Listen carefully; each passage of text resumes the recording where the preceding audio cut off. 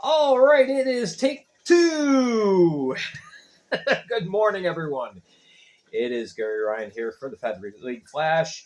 Had a couple of photo bombs, and then I just found out when you take a phone call, can't pause the video, it just cuts it. So, we're going to try this again. All right. Maybe I can, whatever. It's an interesting. I had a couple cat photo bombs again. So anyway, yes, game 3 last night. Danbury, as I expected, figured out a way of winning. I didn't expect the score, but initially going into the contest, I thought it was going to be like a 4-3 or 5-3 type of game in favor of Danbury. And yep, they figured out a way of getting it done, extending the season. They got together yesterday and said, we're not ready for the season to be over. So, yeah, we get more hockey tonight. All right, so 6-2 is your final score in Game 3. So Carolina now leads 2-1 in the best of 5. And a couple of changes. And what really, in my mind, earned the win for Danbury was a big change they made in their defensive philosophy. They implemented kind of a version of a lock, and this set the tone for the entire game. Yes, it was big for them to be at home, to get in front of their home crowd, but McCreary's ability to make a big defensive adjustment, that's what got the win for Danbury. And I'll explain a little bit more as I go through this. We had a couple lineup changes. First of all, Danbury sat down Dmitry Kuznetsov, who really has been invisible the last couple of series. Very, very unlikely. He's not getting shots on goals. He's not really moving the puck. I'm not sure. I don't know. Maybe he's hurt. He was trying to play through an injury, but it wasn't the Dmitry Kuznetsov that we normally see. Michael Flanga was also pulled for this game, and Zach Pomelayan and Daniel Amesbury were reinserted back into the lineup. This was Amesbury's first game since Game 1 of the Binghamton series.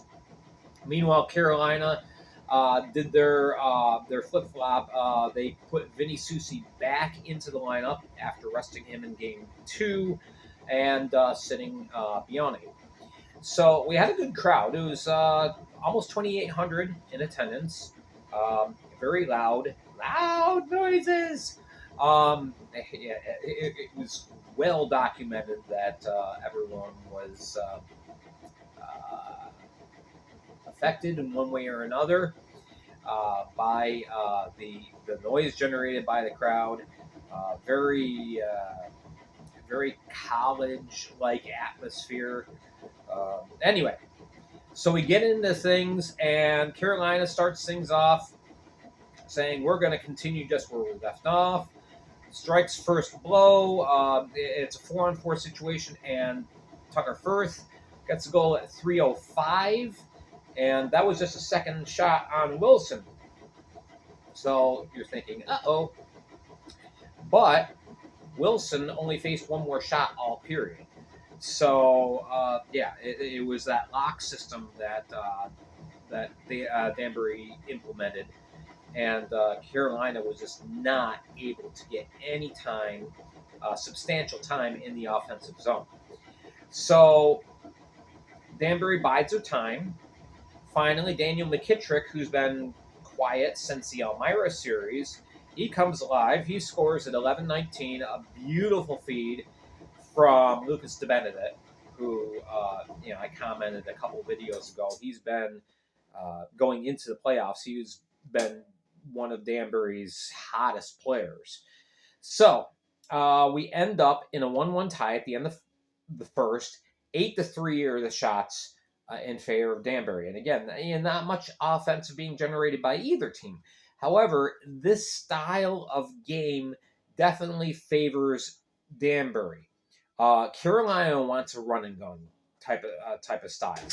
They want to be able to stop the opposing players in the neutral zone, create a turnover, and generate a full five of a full complement of five heading back into the offensive zone to generate a chance. Um, and that just didn't happen for them last night. Yeah, Danbury was pretty content to just kind of sit back, let chances create themselves, and then take advantage of them. All right, so we get in the second period. Joe Kennedy puts Carolina back on top again in another 4-on-4 situation. Both goals by Carolina came in the 4-on-4. 9-19, and that was an unassisted goal.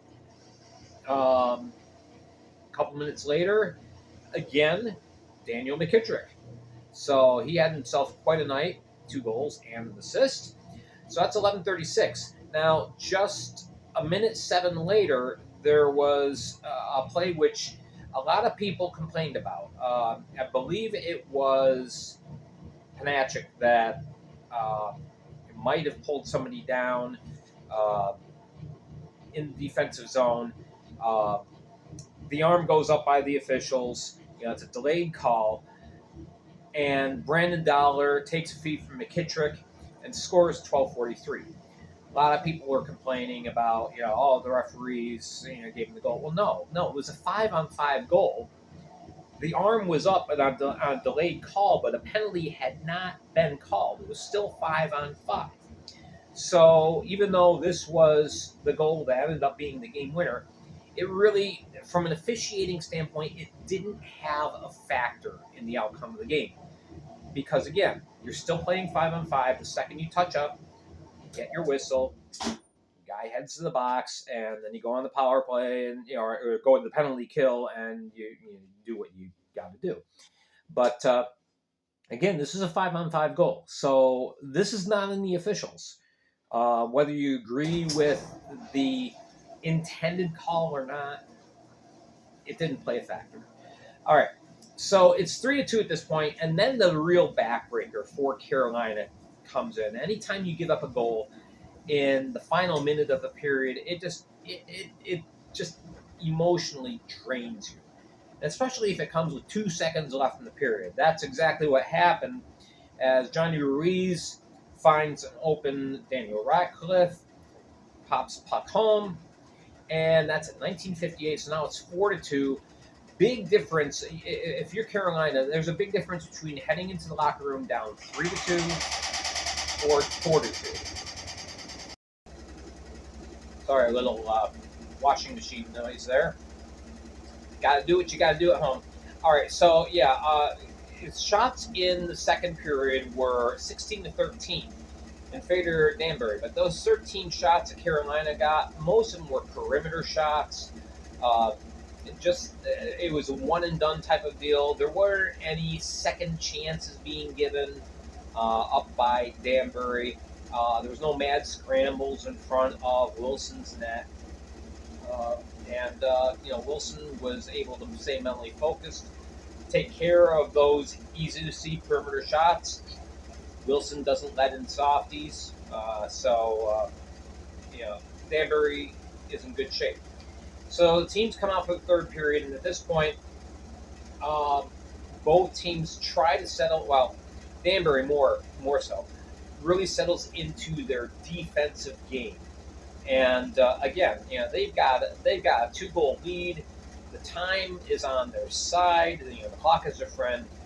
They don't have to worry about trying to generate offense at this point because they're up, and they feel pretty confident that they can continue to do what they've been doing so far all game. Carolina abandons their 1-3-1 in order to try and generate more offensive push, but that really didn't matter because Danbury wasn't really pushing offensively. So, it's 4-2. It's 4-2. It's 4-2. Time's ticking away. Finally, 15 minutes in, Tobias Odchik is called for a penalty. He goes to the box. Carolina's thinking, all right, power play. This is our chance to get back in it. I commented on the game feed. It's like this is the game right here. This decides the game right here, and pretty much that's what happened.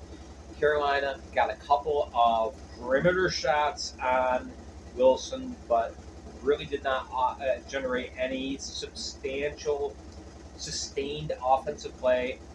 And just as the penalty expires, Object comes out of the box, does one of the things he does best, scores empty net goals. His third empty netter of the playoffs, as he took a pass from De Benedet, uh, going one on one. I believe it was against Tucker Firth that he was skating against. Lures Firth out of position, risks the puck into the empty net. It's 5-2, and then just for good measure, um, the next play that goes into the Carolina zone on a dump in. Greg Hussey goes behind the goal to play the puck. Daniel Amesbury says, "Thank you very much. I'll take that puck off your stick and shove it into the empty net." It's 6-2. That's the end of the game. Shots are 11-9. Carolina in the third, but again, not a whole lot of real substantial play. So shots are 33-27 for the game for Danbury, and they extend things to the fourth game, which is tonight at 7 p.m. For the game, Greg Hussey makes 27 saves on 32 opportunities in 59:41 of play. He was only out of the net for 19 seconds. He had a brief 6-on-4 situation, but then Object came out of the box and scores. Wilson saves 25 of 27. Officiating, I'm going to give, if I were to give them a grade, I'd give them a B in this game. They let a lot of things go. And again, in the playoffs, I'm okay with that. As long as it's nothing egregious, I really didn't see anything that made me say to the officials, how could you let that go? It was ticky-tacky stuff.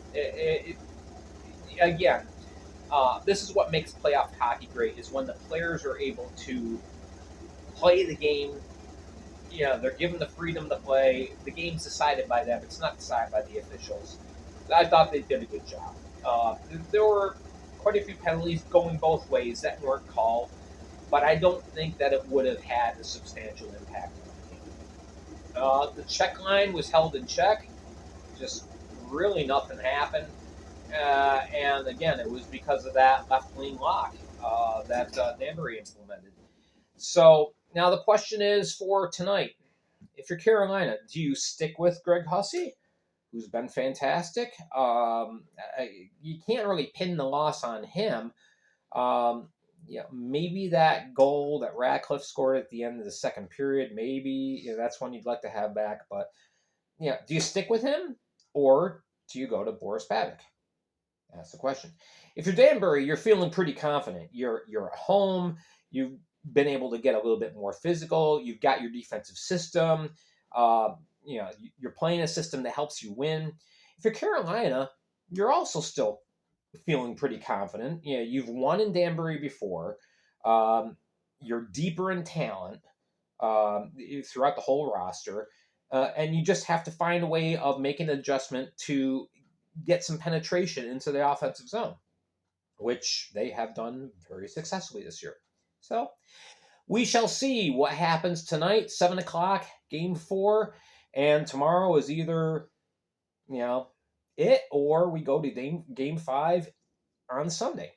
All right, last thing I want to mention is a bizarre trade listed by the FPHL. It's another instance where, FPHL fixed the whole Elmira being inactive thing, but now they listed a trade that didn't exist exactly. This was a completion of earlier trade. Chris Lavelle goes from Port Huron Prowlers to Mississippi. That happened at the beginning of the year. Chris Lavelle, as a matter of fact, only played 7 games for Mississippi, and then he spent time in the Allen Cup Memorial Tournament. So I'm not really sure why this was listed, but that's just me. All right, on that note, I'm going to say goodbye. Tune in tomorrow for the next Fed League Flash. I'm Gary Ryan. Until we see you tomorrow, keep your head up, keep your stick on the ice, be excellent to each other.